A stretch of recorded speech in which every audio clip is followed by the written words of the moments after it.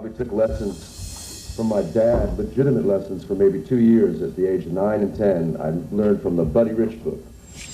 And I don't think I made it all the way through that book, and I lost interest in drums. Lost interest in doing, I thought practicing and all that was taking up too much of my time. And I couldn't get my psyche into like, okay, I want to be a drummer and all that. Because I think because my father was a drummer, there were so many musicians around the house that it wasn't anything exciting to me, if you know what I mean, because it was commonplace. And it wasn't until I was in high school, all I did is listen to records. I don't read real well. I just wanted to play, and in high school we had Hendrix power trios back then, 3-piece bands, and all I would do is imitate. Watch guys, listen to guys. I would sit at home 5 hours a day after school, put on headphones, and just play to the radio. Before I even had a stereo, all there was the radio, and I would hit the radio until I heard something I liked and play to that. And I used to love mimicking styles of different drummers and whatnot. And one thing led on to another. It was like playing with guys, which is the best thing. There's always, I don't care what caliber players they are, just to play, because you need all the experience playing you can get. And what happened was when I was a senior in high school, there was auditions for Sonny and Cher. Now, at that time, I was playing with a group of people that, we were into Hendrix and whatnot, so wearing a tuxedo and something like that was not a cool thing in the eyes of my peers or my partners. But I took the job anyways because I wanted to go to art school, and it cost a lot of money to go to art school, and I was going to say, okay, I'm going to make $400 a week, and I'll tour with Sonny and Cher and do Vegas and all that.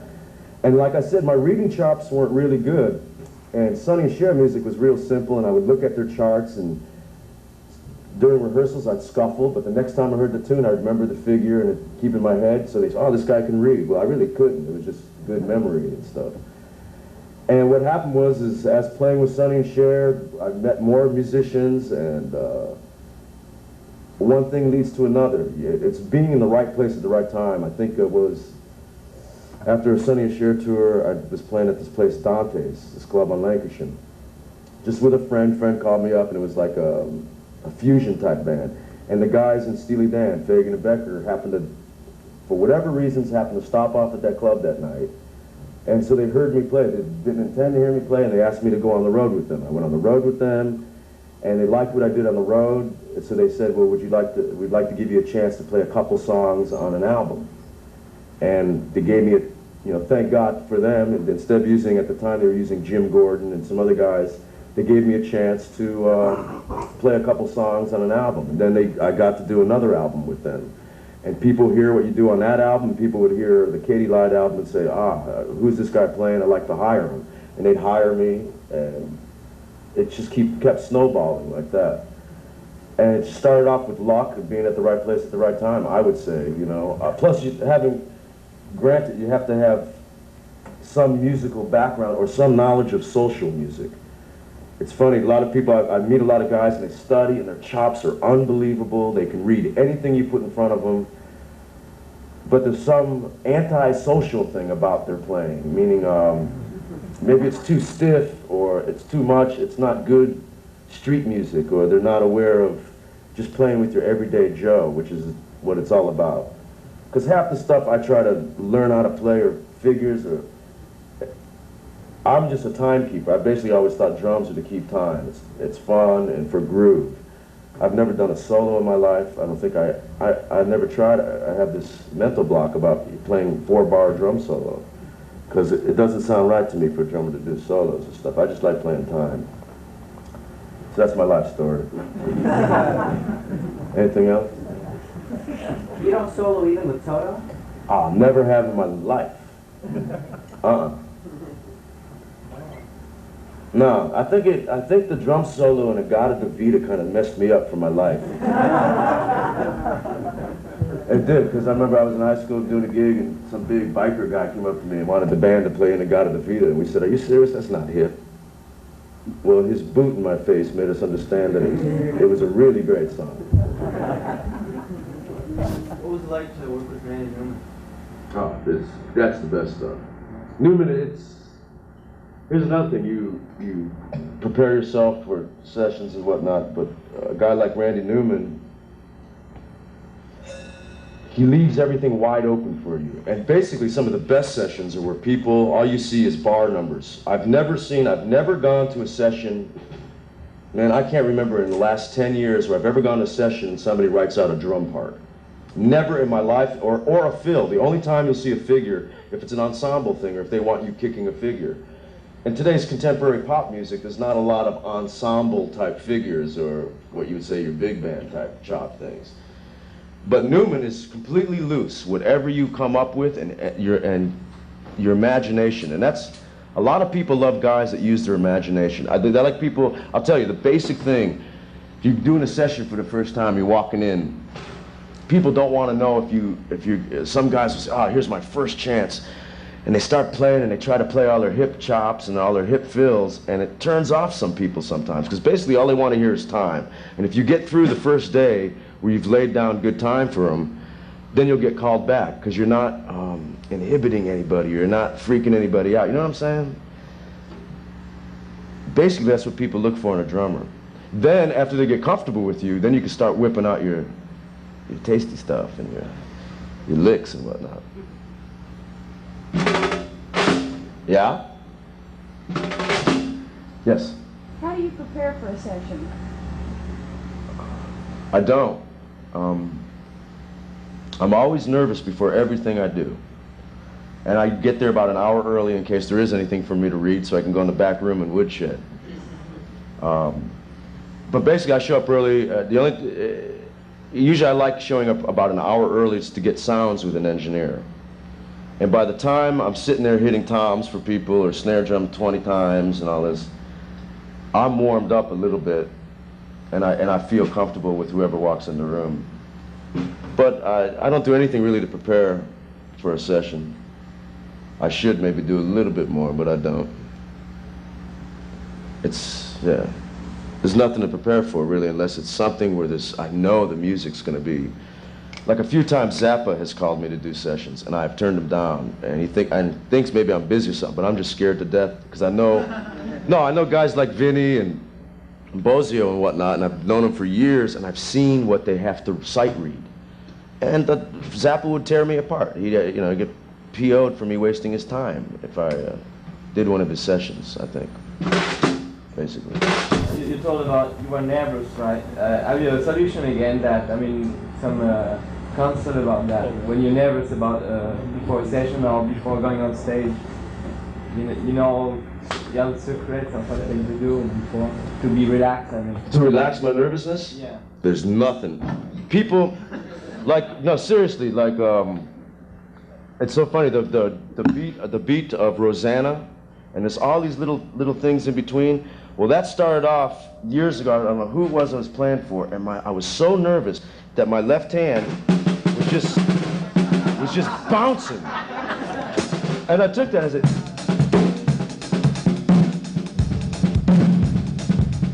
I just let and I said, yeah, well, I'll channel my nervous stuff to a beat or something like that.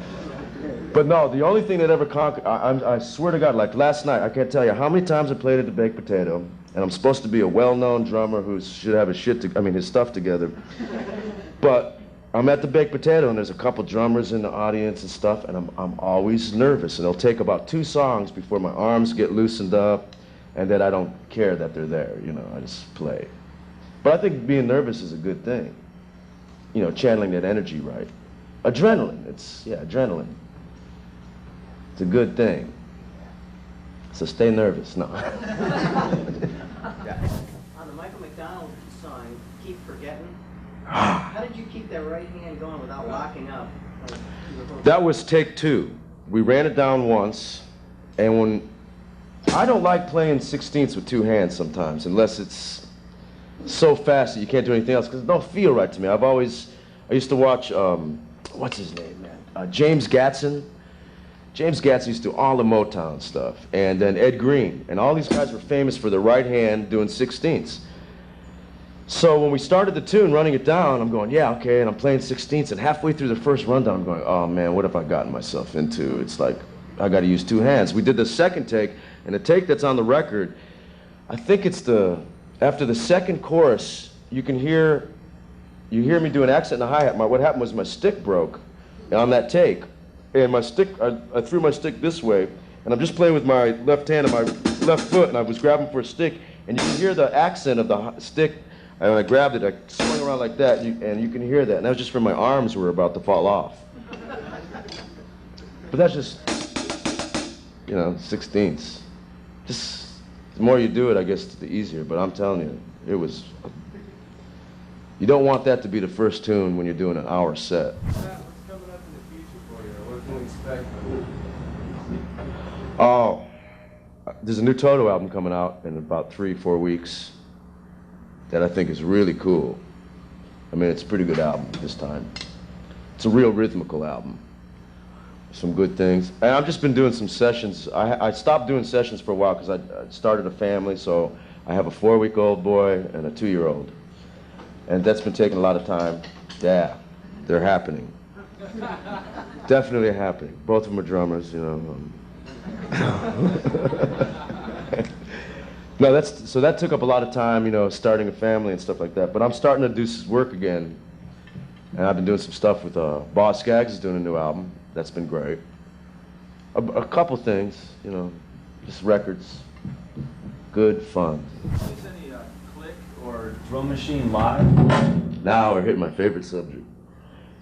Yeah, I think everybody's will eventually face the fact that you have to play with a click. It's so funny. Like I said, I haven't been doing sessions for about 2 years. The last 3 months, I've been starting to do a lot of sessions, and here's what's been happening. I walked in to do a session, and I met this guitar player, Dan Huff, who I've heard about him, I've heard his name. He's like one of the new hot kids in town on guitar, doing lots of sessions. And Robbie Buchanan, great keyboard player, and it was Nathan East on bass. And Nathan and I are looking at each other, and these guys are flipping out because they've never played with a live rhythm section in the studio, and we didn't use click. And they were amazed that we got a great track without a click, and that nobody was doing overdubs. And I'm looking over at the engineer like, man, what, am I 50 years old or something? Like, what has happened in the last 2 years with music? And what's been going down is, obviously you must all be aware of all the drum machine stuff, and lots of big albums. I mean, there's been a lot of work that is taken up by Fairlights and Claviers. And that's been going down for a few years now, but what's happening all of a sudden, believe it or not, is people want to go back to using real drummers. And the reason being is they thought all this synclavier stuff, all this drum machine thing was going to be cost efficient. That was the #1 reason. It wasn't because, oh, do we have to take a bunch of takes with a rhythm section until we get the magic one? Because what makes people have great records is captivating the magic that goes down on the record. And you're only going to get that with live players. You're not going to get that from a silly drum machine. And everybody's records sound the same. I mean, everybody stole a sample from this record or that record, so you hear 5 major artists and they all have the same snare drum sound. And there's no dynamics and nothing feels real good unless it's just a dance record that goes straight ahead. And what's been happening is a lot of people have been calling me up to work wanting a real drummer because, #1, it's more cost efficient. Because I sit there and watch a guy try to program one drum part into a synclavier. It takes him 2 days. I mean, for a good part. And I could have had my friends over and done the whole album in 3 hours for the guy. And so I think I mean, thank God, the rhythm sections in general are coming back. People just want it because it feels great. And what always cracked me up is guys, well, listen to these great synclavier sounds and the gated echo and the reverse this and all that crap. I'm going, well, man, why don't you just put that stuff on a drummer? It's all outboard equipment. Why don't you, when you're micing my snare drum, add some gated AMS to the snare drum, gate the room that I'm in, you know, get into some stuff. And people are doing that. So I think there's going to be more, it's coming back to the rhythm section thing. It definitely is. I wouldn't say that unless I saw it happening before my eyes. But yeah, you have to play to a click, and a click is hard, and that's a good thing to practice to, is playing to a click. And here's the thing. When you leave here, if any of you get a chance to somebody wants you to do a demo, or you get your chance to go in the studio for the first time, they'll probably end up making you use a click. Probably. Now, when I say making you use a click, they're either going to have a Lin machine, and they're going to program some simple beat, and you're going to be hearing this Lin machine in your phones. You have to play that, or they're going to use regular digital metronome, which is just 1/4 note clicks or 1/8 note clicks. If you can, I would request Instead of a Lin machine, I would request for a digital click. Reason being, with a click, you can play behind the beat if you want. You can play on top of the beat if you want. But you can judge. You got to dig. With music, most music, unless it's jive, disco, dance stuff, a verse will feel one way. The chorus should lift up maybe and feel another way. The bridge or the solo section should feel something else. And stuff should be emotional. Now, you can't be emotional when you're hearing a Lin machine in your phones and it's going. You can't be emotional, because while you're trying to groove, you have this stiff thing in your phones, and it's not fun to play with something stiff. With a click, you could say, oh, I'm in the verses, and you could sit there and say, and judge where you want to lay the beat to that quarter note you're hearing in your head. And when it gets to the chorus, you can play on top, and it won't freak you out, because in your mind you go, okay, I'm going to play on top of the beat. And you try to play consistently on top of that click, and that works out best. At least for me it does, you know. And it's good for you to help. If you're the drummer on a session, and whether it's a producer or an artist, and he says, okay, I want you to cut this with a click, and we did this drum machine program, through your own experimentation, whether it's you playing with a drum machine or with a click, if you feel better playing with a click, then recommend, say, hey, is it possible to do this with a click instead of the drum machine? You know, speak up for what you know you're going to perform better with. Because they don't care usually. If they're not keeping any drum machine program, then they don't mind. You ever use one live? No, no way. Toto, the only thing we ever have done live is my brother Steve on an emulator would have background vocals on maybe 2 or 3 songs on the emulator. That means he has to key off, and you hear the vocals. Well, what I would do, there was the song Hold the Line, and the song Africa was sequenced, because there was all this percussion stuff and all this marimba things going on. What would happen is I had, my drum guy behind me had a little RX-11, a Yamaha, and all I had was quarter note cowbell programmed in it. He would put up the tempo. He would punch up the tempo of, say, Hold the Line. I would hear one bar in my monitor, and he'd shut it off, and I'd start the song. And when the first chorus came up, Steve would hit the Hold the Line, and all of a sudden I'd hear that louder than hell in the monitor, and I could tell if I was ahead of the beat or behind. And I could tell by the first couple of eighth notes, and it was really not, we were never that off or anything. Because playing with clicks and trying to hear clicks in the monitors or machines and everybody else playing in a live situation, it can be really hard. And it could sound kind of funny. It can get a mishmash on stage. So we try to stay away from clicks on stage or in a live situation. Acoustic drums versus electric drums. That's a personal... I mean, do you think it's coming back to acoustics now? Because it was kind of... Yeah, I personally can't stand electric drums, and every manufacturer knows I don't like them. And I think electronic drums are ripping people off. They're too expensive. See, I have friends. I mean, over the years, you get to meet people, and you know what's inside. You know how much it costs, the FOB, the manufacturing cost to make these things. And when you see what's inside, it's garbage. Sound-wise, I mean, I've had Simmons 5s, and I've had to pay $500 for a guy to make them sound decent. And I've bought everything, Cooper chest. I've got tons of electronic drum stuff, and I gave it all to my father. No, because to me, I can't use the words to describe how I feel about it. Number one, there's no, I mean, they say, oh yeah, we have touch-sensitive pads here. We got dynamics on drums. BS. That's not no dynamics. What, 5 dynamics, and you're saying you got dynamics? You know, 5 increments of, no, and they sound funny to me. I see how much people invest in their electronic drum rigs. Now, what they invest in an electronic drum rig, if you spend, how much is those Rev 7s? A couple grand or something like that? You know, the Yamaha Echo with all the presets. Well, if you just get one of those and just have acoustic drums, I could make my snare drum or my toms with one rack effect sound way better than a Simmons, or try to make, I mean, you know, if you like that kind of sound, get your acoustic drum sounding just as well, good. But all the triggers, all these guys have made me triggers to try on my acoustic drums. And I tell people, hey, if I can't go and you hear every little thing I just did dynamically and every other way, then it's a waste, unless I'm just playing one beat backbeats and playing this dance music. And they sound horrible, man. It sounds like a TV commercial. Boom, boom. But that's it's my own personal thing about electronic drums. But they are cool. There are people who use them great.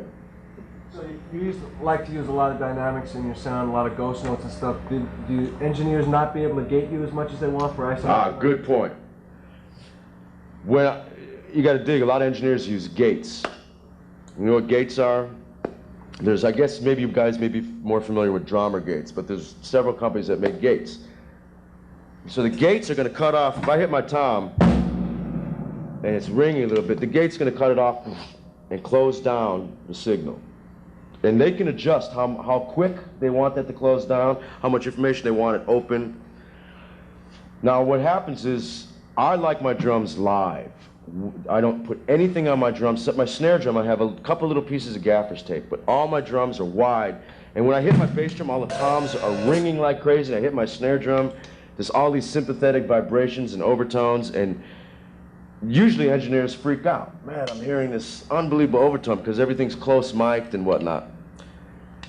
And so they'll gate your drums so that you don't hear those overtones. The only time you hear that drum is when you hit it, it opens the gate, and then it closes again. So you don't hear any of the snare rattle leaking through. You don't hear any cymbal ring. What happens when they go ahead and just do that right on the spot is they're missing, because they have you hit your snare drum. They set their gate. Well, if I hit my snare drum like this, after they set the gate, that beat's not coming through. That's not going to make it through this microphone. Now, it may make it through my overhead or my hi-hats, but it's not going to be right, and all of a sudden the groove isn't right, and that's a big point. Here's another point I got to make. It has to do with the stuff you play, dynamics in your playing, and the tuning of your tubs. Here's the thing. Have you guys been able to play with a Linn machine or any drum machine? Has everybody at least seen one or messed with one? Okay, here's the thing with those. If you've experimented with one, let's say that we tune the bass drum, you're just programming bass drum, snare drum, and hi-hat. And say I'm programming something that's just like this.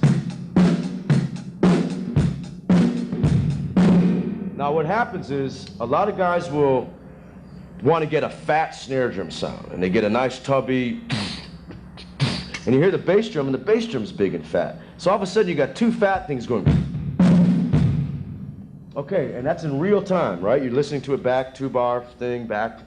Now, if you take the snare drum and you tune it up real high, and it may sound ridiculous to you, but if you just do this and sit back and you haven't changed the tempo, listen to what happens to the groove. All of a sudden, the groove is going to bounce. Nothing's changed. It's still in real time.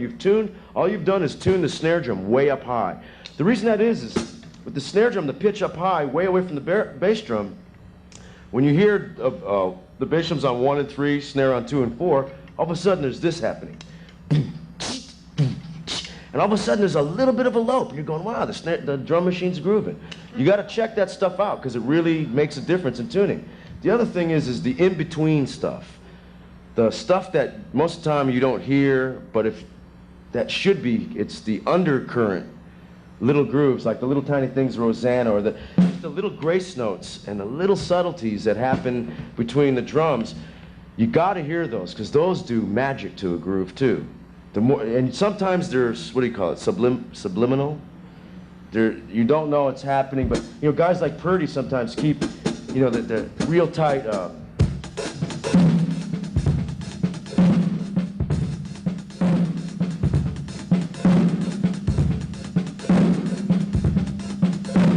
little tiny things in between, if you don't hear those, the groove would be.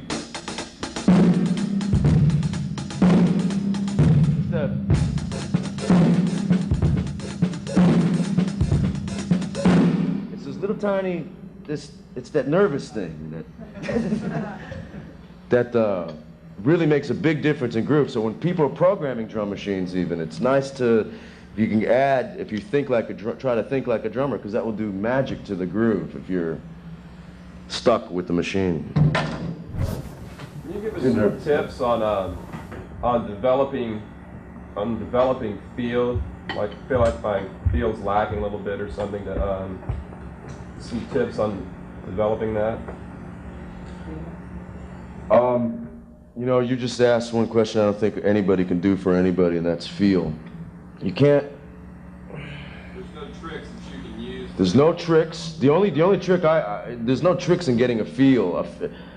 I know from my experience. I remember when I first started trying to play the records, I could tell when I wasn't grooving. You know, you listen to a record and you say, man, that's a groove, that's a feel. Now, if I'm playing along and listening, and even if I'm not playing with anybody, I was able to tell over the years when all of a sudden I felt comfortable playing a shuffle. And it was just, I kept playing it and playing it.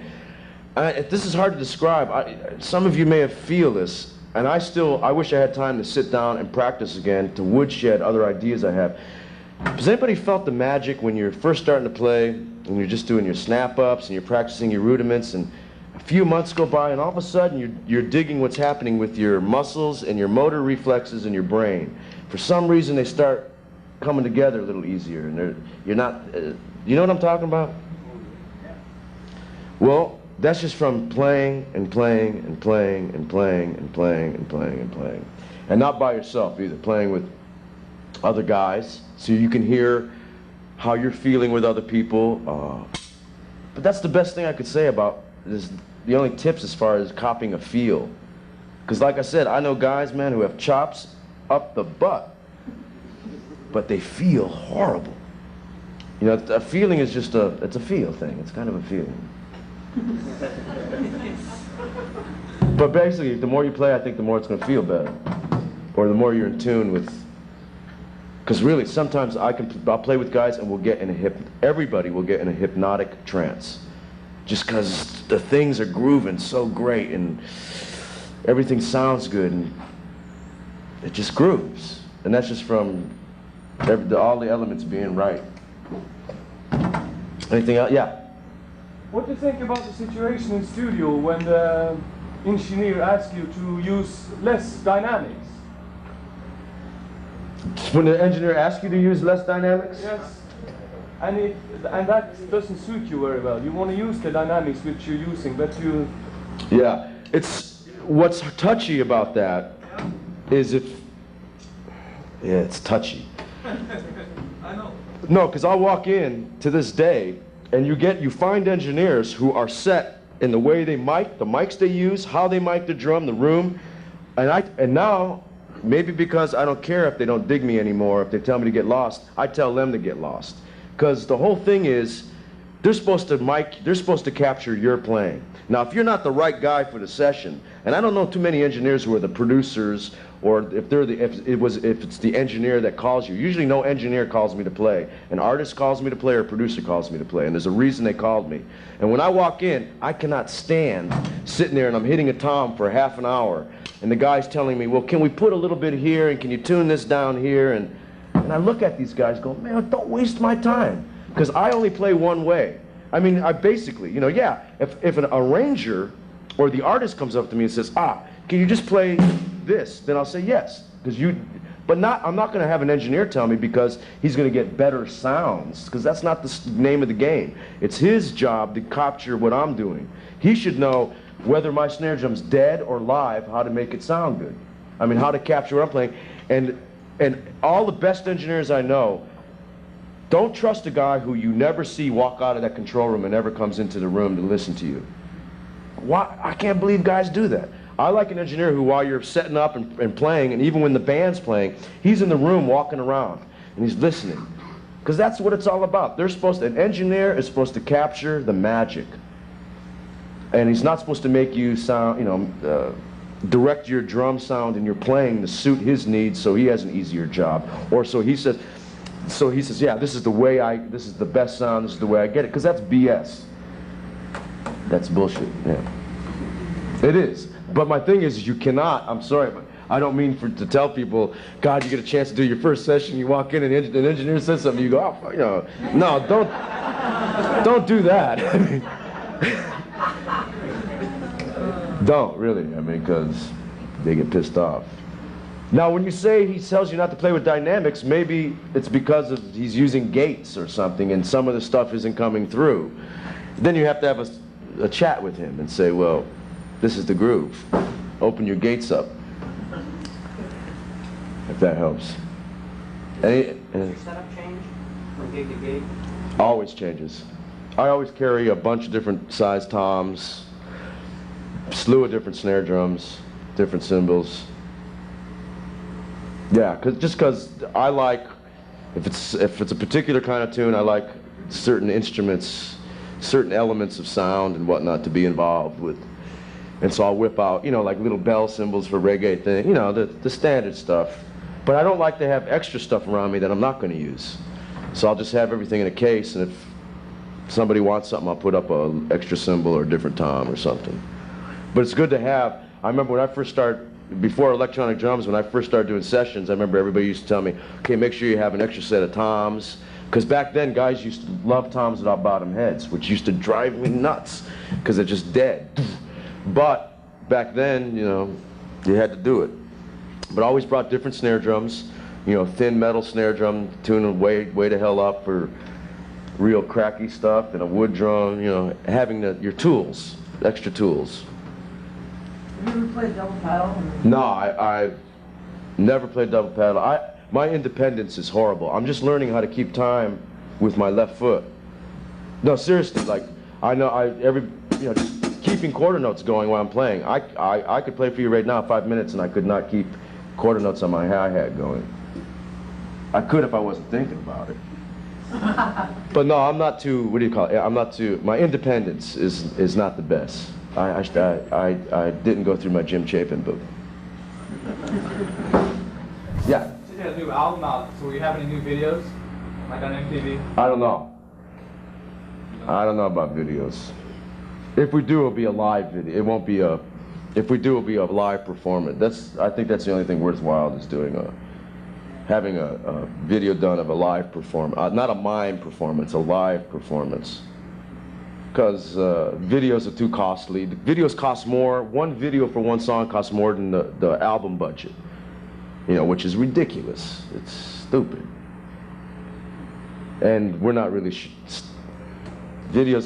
Some videos are good for performer type entertainers that, you know, are fun and stuff. But for us, we look like jerks when we do videos. When you were first starting your studio sessions, or even your live playing, how did you go about negotiating pay with people? Like, they ask you to play and they don't mention anything about money. Doing sessions? Yeah. You have to belong to a union to do a session in this town, and there's a union scale for 3 hours work.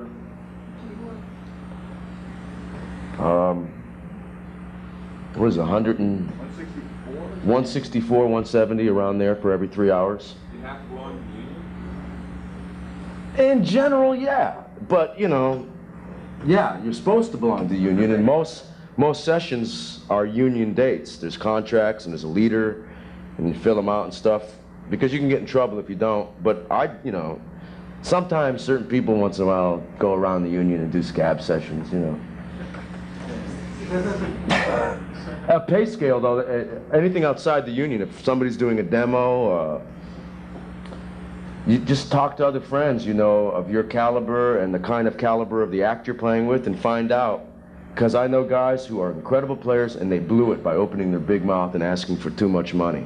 And if they hadn't and took the gig, other people would have heard them, and it would have meant doing the gig for 6 months at a lower pay scale, but it would have been much more profitable for them at the end, because they would have met some incredible players and they were so good that other people would have picked them up, and then they could claim the right. See, some guys are great players and they just come to town and then they see, well, so-and-so's getting this amount of bread for this. I'm basically talking about touring gigs, live gigs. And they stick their foot in the mouth, you know, because sometimes that turns people off, because money is money, you know. I mean, even our group, we take 3 extra people out and it costs us an arm and a leg to take a percussionist and 2, a sax player and a background singer. It costs lots of money. And see, I try to, if somebody asks me to do a gig, I try to be considerate towards what their situation is. You know, like I'll do sessions for people for free if I know if it's not, they don't have a record deal and they're trying to get a record deal. You know, it all depends on what the situation is. And that pays off in the end. Back in '76, I had just gone the double scale, you know, where you're making, that's good, double scale is good money. It's twice 160, you know, for 3 hours work. And Boz Scaggs, this is the Silk Degrees album. This is a 1976. Boz Scaggs, Columbia was only going to let him do one more album, then they were going to kick him off the record label. And that album was Silk Degrees, and David Page, David Hungate, and myself spent 3 months with Boz. We did that album, and we did it at scale, and we didn't charge. You know, some guys, after midnight, you're into golden time or premium. You know, people charge people for the weekends, double time, and all that crap. But we didn't do any of that, and 6 months later he had a multi-platinum album, and he gave each of us $30,000 cash. And I bought my house that I'm living in now with that. And all that said to me was that because I was cool, the karma came back. And usually you'll find, especially in the musical community where people are struggling and trying to get record deals and everybody's struggling to get something happening, that if you stay sensitive to people's situations, no matter who you are or what you've become or any of that crap, if you stay sensitive, because music is not supposed to be like other jive businesses. It's supposed to be music, you know. And if you stay sensitive to it, it'll come back to you tenfold, I think. I've just been having a real hard time getting the shuffles to swing. I don't. Man, I could dig this. I hate shuffles.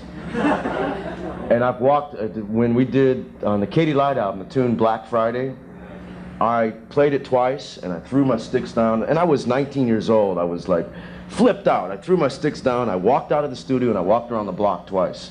And I was mad because I couldn't play. I didn't feel, I know what a shuffle's supposed to feel like, because I love hearing guys who play shuffles good. And I'm here listening to myself play, and I just couldn't stand hearing myself, because I knew it wasn't swinging. So I went up to Fagan, and I said, look, get some other drummer to play this song, man. Get somebody who really knows a shuffle. And they got pissed at me, and they said, no, you play it. And I came back in mad, and I did that track. And after I did that track, people started expecting me to play shuffles. And shuffles are hard, man. I can't stand shuffles. I like hearing there's a lot of guys in Chicago. A lot of old cats, Chicago shuffle guys. And who else? Purdy plays a mean shuffle. And Jim Gordon. Did you guys know Jim Gordon, who he is? How many people here know the name Jim Gordon? Okay, the rest of you are missing out on something heavy. This guy, he's in prison right now. He killed his mother. No, it's not funny. Wait a minute. 5 seconds. I'm being very serious right now. Jim Gordon was my idol. He and Jim Keltner were my idols. Ever since I was 13, man, I used to follow this guy around. He's a big guy, and he's, to me, the best drummer in the world. The best. And he was the #1 studio drummer in this town for years. The #1 guy did, you know, oh God, man, I can't even begin to name all the people he did. You know, he did the Steely Dan Pretzel Logic album, Carly Simon, You're So Vain, on and on and on. Low Spark and High Heel Boys, Traffic, Clapton, Delaney and Bonnie, and he and Keltner did the Mad Dogs and Englishmen tour together. Well, he left this town, got screwed up on drugs and stuff in Europe, and came back kind of screwed up. But he was the best drummer in the world, the best. His drums, nobody's drums sounded better, nobody grooved better than this guy. You've got to go out and get albums that he's playing on, and you'll have the biggest schooling you ever had in your life listening to this guy. His time was the best. Ask any, I mean, everybody used to talk about this guy. His time is incredible, his feel was incredible, I hope it still is. And he flipped out. He flipped out and killed his mother because he was hearing her voices in his head for years, and he had to end the voices, so he went and ended the voices. So he's in prison, I guess, for the rest of his life. And he was the best drummer, or is. He and Keltner were incredible, incredible. So you got to go out. I would go and get if nobody has the Pretzel Logic album, you'll hear every kind of groove you ever want to hear on that album that he's playing, and he's a great guy to study. A great guy to sit there and play to and study. You guys know what direct to disc album is? Now they're going to start doing it direct to 2-track, but it was always direct to the lathes. The records are being cut while you play behind the engineer, and there has to be several engineers. And you have to do one side at a time, non-stop. So you start side 1, and you keep playing until you're done with all the songs of side 1. And then you start and do side 2. If you make a mistake, the last 5th song of side 1, you got to start from the top again and do it. And the drag about doing those is that sometimes if each tune is a different groove. Now you know what it's like where it's one thing to be in a club and you finish doing an up-tempo shuffle and applause, applause, applause, and everybody's having a drink, and you're wiping your face off, and you got a minute to psych yourself into the next group, which may be a nice slow thing. Direct-to-disc, you only have the amount of time that's in between a space on a record to either get your music up or get your psyche into the next groove. So they're rough, but that's what that album was like.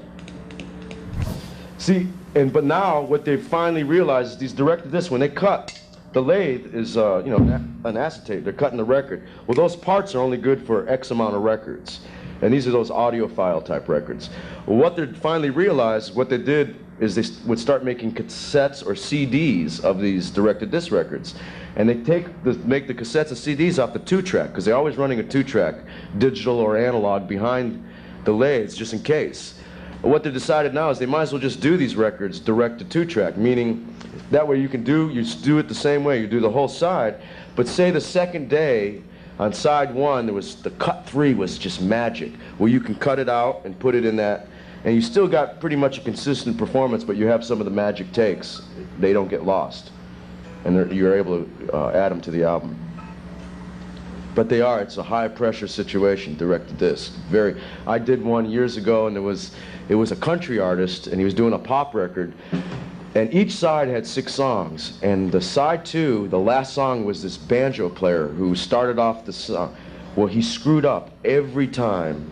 When it got to the 6th tune, man, the guy would start playing and screw up, until he started psyching himself out till he was getting nervous. So I'd be sitting there on the 4th song, going, okay, 2 more tunes. You'd look over at the guy, and all he had to play was the intro of the 6th tune, and he'd be looking at the music, shaking, man. And we haven't even gotten to the 5th tune yet, and I would go, oh man, watch what happens. Sure enough, he finally psyched himself so much he couldn't do it. He could not do it. The tapes never lie, and that's the fear, because you hear a lot of records, and a lot of the guys sound great on record. Yep. They have a chance to sound great. And in a direct-to-disc, you've got to do it then and there. Even the greatest players may not have that performance vibe at that particular moment, so you just do your best. Do you know Billy Myers? By name, I do. Keyboard player, Bill Myers. I don't know what label it's going to be on, but I just heard a direct-to-disc that Vinnie Colaiuta did, man, that is so incredible, it will blow everybody's mind. I mean, I haven't heard Vinnie play this good, ever. And what's doubly amazing is that it's a direct-to-disc. Just remember this name, Myers, Bill Myers, because it's going to be under his name. He's a keyboard player, but it's a big band, and it's out there stuff, and Vinnie sounds unbelievable. And it's a good idea, the direct-to-disc type thing. Really good idea. Any grooves you want heard? Any things? Speak up. Reggae. Reggae? Anything else you guys want to hear? What kind of reggae now? There's several kinds. There's this shit.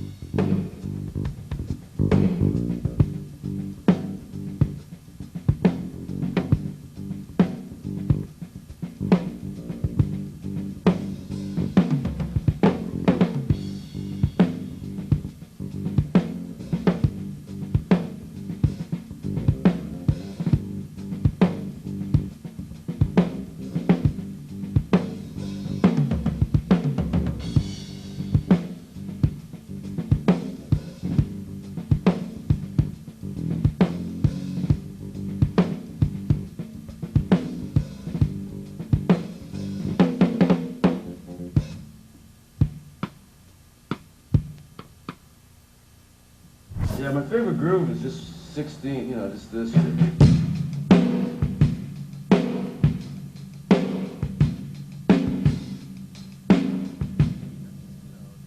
You could go on forever with that stuff. I mean, that's my favorite stuff.